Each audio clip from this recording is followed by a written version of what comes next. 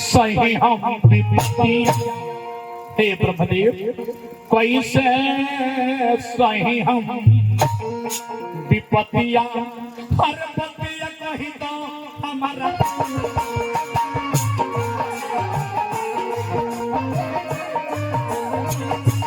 कैसे सही हम विपत्तियां कही तो हमारा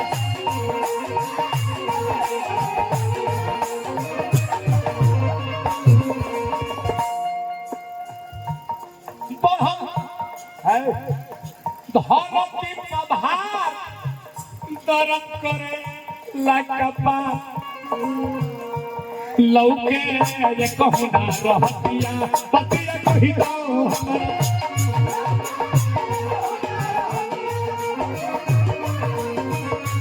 लौके रे कहना रहतिया पतिया कही दो हमरा।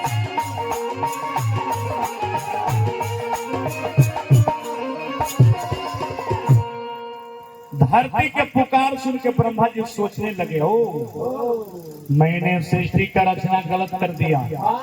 धरती ठीक कह रही है, कि कब तक लोग दुनिया में जन्म लेंगे, कहाँ रहेंगे। मैंने सृष्टि की रचना गलत किया। ये बतिया के सोचते सोचते ब्रह्मा जी के क्रोध आ गई। क्रोध से अखिया लाल हो गई। अखिया लाल हो तो अग्नि निकल, अग्नि लागल पूरा दुनिया के जला के खत्म करे। आर लागल बात के चिंता ब्रह्मा जी के मानवा हो नयनवा लाल लाल हो गई। हर लागल बात के चिंता ब्रह्मा जी के मानवा हो नयनवा लाल लाल हो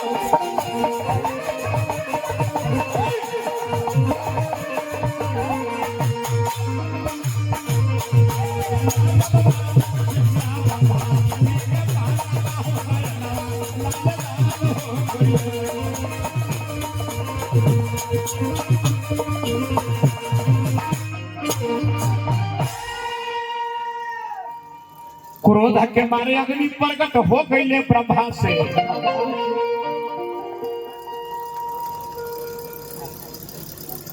पप्पू कुमार सिंह हमारा प्रिंटर भाई के साला साहब है, रेलवे इंजीनियर साहब 500 रुपये पुरस्कार दें। रेलवे इंजीनियर साहब के हार्दिक हार्दिक प्रणाम करता है। पद प्रतिष्ठा में बढ़ोतरी ही कामना करता हूं। क्रोध के मारे अग्नि प्रकट हो गई ब्रह्मा से।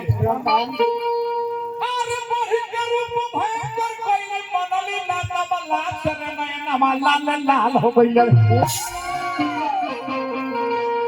वह लागल जोरे जहानवा कोहे सुदर्शनवा हो नगन लाल लाल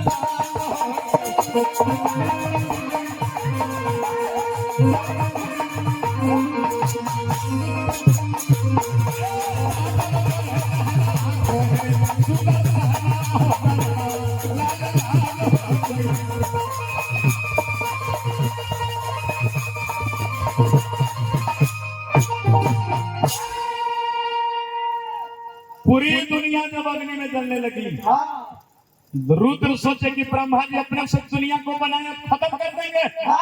आगे आगे खड़ा होकर कि हे ब्रह्मदेव अग्नि को रोका जाए। अग्नि रुकल तक क्रोध में वो लड़की पैदा हो गई। वो लड़की के रूप रहे काला, आंख रहे लाल, हो रहे लाल। वो लड़की के ब्रह्मा जी कहली मृत्यु कह के बोलोगी, मृत्यु इधर आओ। अब लड़के रोए लगे क्या है। कल के आज्ञा है कि आज से तेरा जीव के दुनिया में मारे के बाद लड़कियां लगे रो रहे। कहले कि बिना गलती के कहू के मारन तो हम नरक में चल जाई। रोवैया के ब्रह्मा जी हथेलिया में छान लेनी, रगड़ देंगे, नहीं मारेगी, नहीं मारेगी तो चली जा यहाँ से। वो लड़की कहाँ गई? गौकर्ण क्षेत्र मल्याचल क्षेत्र तीर्थ में जाकर तपस्या शुरू कर दी। भाई लगा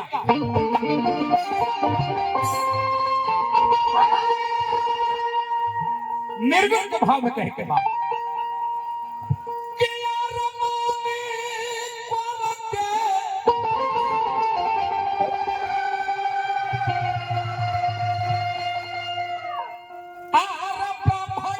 बचाना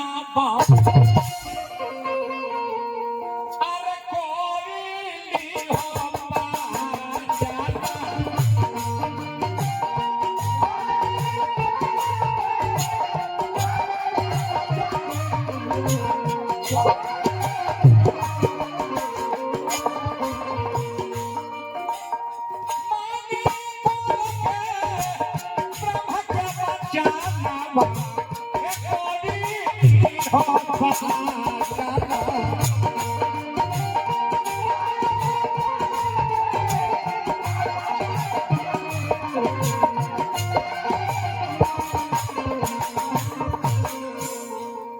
में आज बने नंदू भैया तो मृत्यु दर्शावल जरूरी है क्या चीज मात्र 3 मिनट और रह का बस उलैले कहां गए गौकर्ण क्षेत्र मध्याचल में गई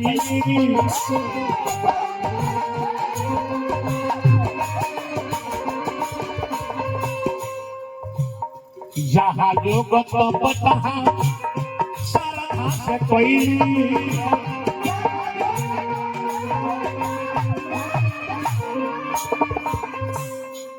तपस्या पूर्ण हो गई। हेर ब्रह्मा जी दर्शन कर रहे बचिया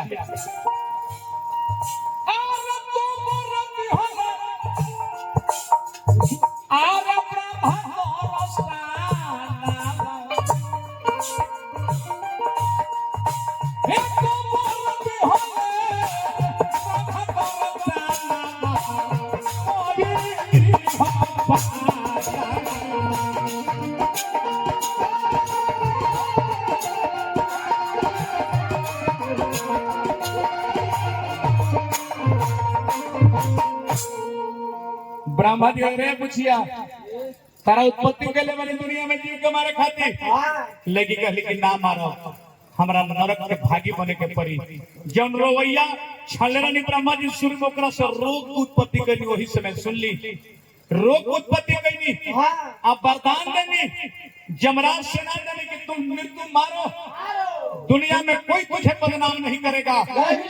जब लड़की समझ गई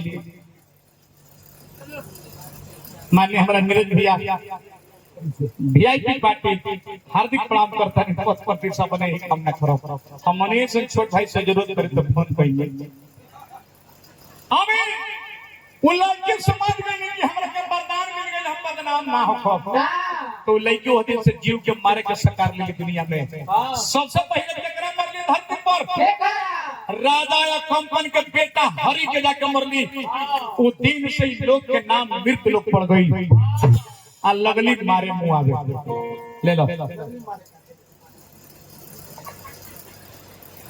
हमरा नंद भैया के फूफा जी देवी सिंह यादव प्रणाम कइनी हम आशीर्वाद के प्रतीक्षा लगली मारे मुंह आवे आ मृत्यु को कोई बदनाम नहीं करता का हो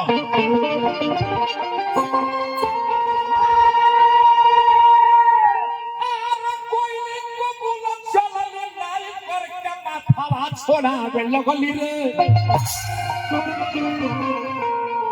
छोड़ावे लगली हो वही से प्राण दे ही याद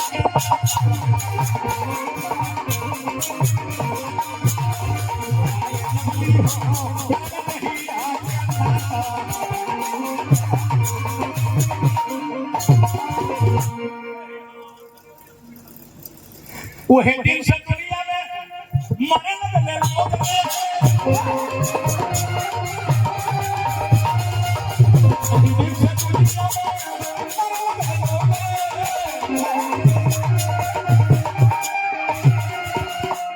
नीरज भैया विधाता के विधान बन गए पढ़ना यहाँ मृत्यु लोग नाम पड़ा उस दिन से दुनिया का विधाना के विधि जाने भारी समझ वगैरह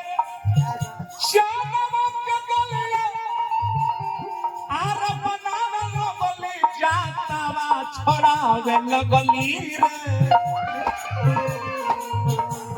छोड़ावे लगली हो प्राण दहिया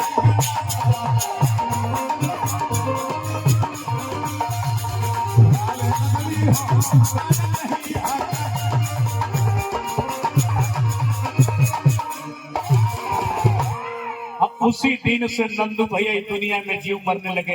हर लोग मरते हैं, मृत्यु मारती है, मृत्यु को कोई बदनाम नहीं करता। तो हमारा डॉक्टर साहब से पुरस्कार प्रणाम कईनी हम प्रभु के जस मिले हाथ में जेकरा के छूट बिना दवाई के ठीक हो जाए, यही कामना करो।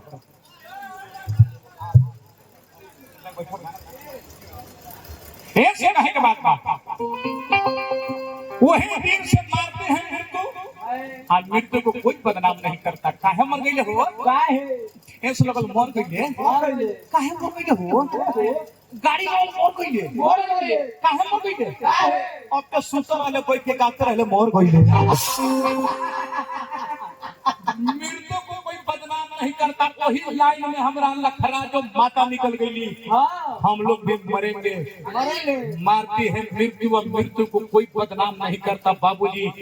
तब तो इंसान की खुशबू रहती है इंसान बदलते जाते हैं इंसान की खुशबू रहती है इंसान बदलते जाते हैं दरबार लगा रहता यहाँ दरबार बदलते जाते हैं। ये दुनिया मुसाफिर खाना है कुछ ले चलिए कुछ दे चलिए नंद भैया एक दिन की हुकूमत रहती है सुल्तान बदलते जाते हैं। वही दिन से दुनिया की सुंदरता बढ़ गई। कहने के भाव आया क्या कि धरती के धरती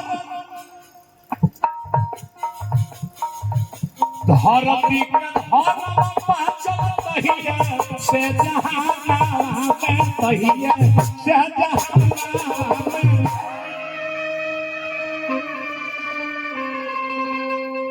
उसी दिन से नीरज भैया धरती की सुंदरता बढ़ गया लोग यहाँ मरने लगे और वही में लखरा जो माता भी निकल गई हम लोग भी मरेंगे अभियंता भाई भी मरेंगे सब कोई मर जाएंगे धरती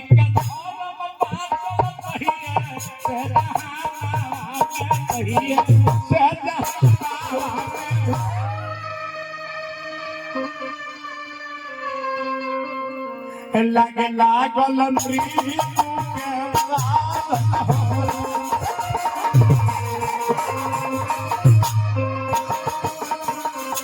रामा हो लगे लागल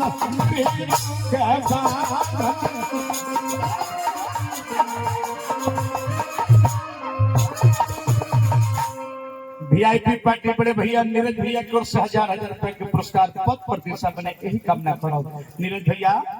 तो बोझा के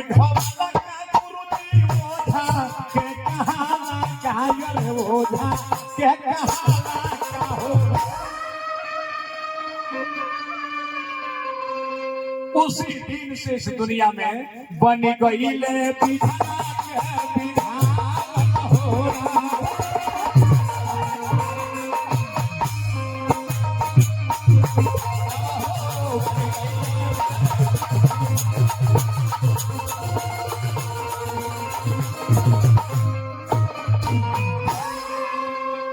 हमारा अध्यक्ष नंदू भैया को से 1000 रुपए के पुरस्कार हार्दिक प्रणाम। हिस्से में लोग मरते हैं बस से ये कहानी के रोक देनी हम अपने लक्ष्मण भैया नौका में